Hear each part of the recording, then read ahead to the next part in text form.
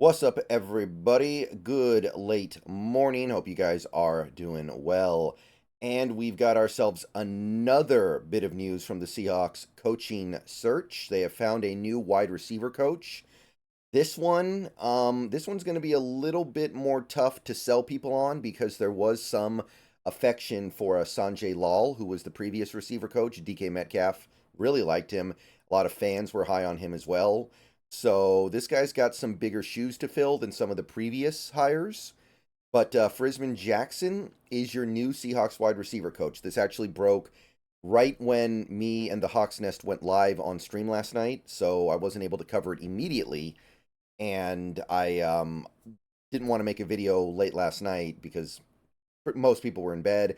Figured I'd just go ahead and wait until today. We're obviously about 16 hours late on this one, but let's move forward, take a look at this guy a little bit, see what we can learn about his track record in the NFL so far. Now, the first thing that jumps out to you about Frisman Jackson is that he was the Steelers wide receiver coach the last 2 seasons. And when you think about the Steelers, wide receivers are going to be one of the first things you think about in the positive. They've had a great track record developing receivers over the years. And obviously that applies for the last couple years as well, but it should be noted that Frisman Jackson was only the Steelers receiver coach for 2 seasons, 2022, 2023. Go to his Wikipedia page, you'll see he hasn't been there that long. So some of the stuff that came previously, like Chase Claypool or Antonio Brown, does not apply to him. He was not there when those things happened. Now, what he was in Pittsburgh for, and this is the positive thing to focus on when you're talking about Frisman Jackson as a coach, is George Pickens. So last year, George Pickens had a great season without really having a good quarterback throwing him the ball. Over 1,100 yards and 5 touchdowns. So really good work from him. And this is building on a rookie season where Pickens had 800 yards on 50 catches. So this is a player who has developed under Frisman Jackson's watch because 2022 was Pickens' rookie year. Now, we have seen a slight drop off in production from Deontay Johnson, but that's to be expected when you have a guy like George Pickens taking the reins. And Deontay Johnson has continued to be good. So there's still some good stuff going on in this Steelers receiver room the last couple years. Remember, the quarterback situation is dire. You've got Kenny Pickett, you've got Mitch Trubisky, you've got Mason Rudolph, those three guys all mixed together to form one of the lesser quarterback rooms in the league. So these guys are producing, and they're producing pretty big with that at quarterback. So he's doing at least that. Now, one thing that's worth noting is that the Steelers did not fire Mike Tomlin this offseason. They kept Mike Tomlin. So they're not blowing up their coaching staff. And yet, despite that, they let this guy go take a lateral move to the Seahawks, which is at least notable, right? I'm not going to say it's concerning. There could be a lot of different reasons why that is. But it is worth noting that this guy took a lateral move to go from Pittsburgh to Seattle, which means Pittsburgh let him go. I believe that's how it works, right? If it's a lateral move, your team can block it, and they didn't block it. So for whatever reason, they didn't value the guy that much. So if you're looking for something to be concerned about, I guess it's that. But the work in Pittsburgh, I think, was good. Now, Pickens may be a little bit of a head case or a developing head case here, but in his defense, he doesn't have a quarterback. I'd be frustrated too. So before he spent 2 years in Pittsburgh, he spent 2 years in Carolina with the Panthers as a wide receiver coach. So that's another lateral move he's made recently where he doesn't get promoted, and the teams that he leaves don't seem to be that upset about it. So that's something that I would consider to be at least a little bit of a red flag.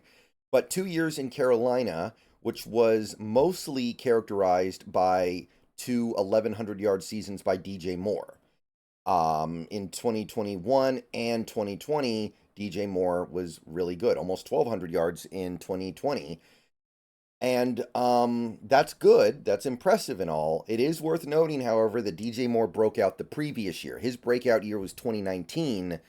So I don't know if you can point to Frisman as the reason, or excuse me, Jackson as the reason why DJ Moore broke out when he had broken out the previous year. Now, it is worth noting that in 2020, Robbie Chosen, or Robbie Anderson at the time, and Curtis Samuel both had career years. Robbie Chosen had almost 1,100 yards. Curtis Samuel had 850. Neither guy has replicated that success in any season since. So he did something positive with those guys, right? Like something worked. but yeah, when you're talking about DJ Moore, I don't know how much of that you can give to Mr. Jackson here. Now, before then, those 2 years in Carolina, he was a wide receiver coach in college, Baylor, the Baylor Bears. And across this 2 year span from 2018 to 2019, there was actually some really impressive things going on in that wide receiver room. You had Denzel Mims. Now, Denzel Mims, big bust in the NFL, but was a very good player in college. Now, he was good before Jackson got to him, so I'm not going to say that Jackson's responsible for that. But look at a guy like Tyquan Thornton.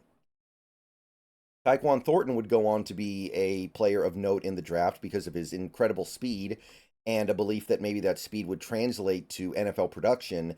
And Baylor was the place where he made got a lot of that positive attention, and that was under the tutelage of Frisman Jackson as his coach. So that stands out. You go back to 2018, you add Jalen Hurd to the mix. Jalen Hurd had his final year in college under Frisman Jackson as his wide receiver coach when he was transitioning from being a running back to a wide receiver. And Jalen Hurd had his best year as a receiver by far at the college level in 2018. So credit to Frisman Jackson for developing that, because, again, Hurd started out as a running back. I think he had like 1,300 rushing yards one season.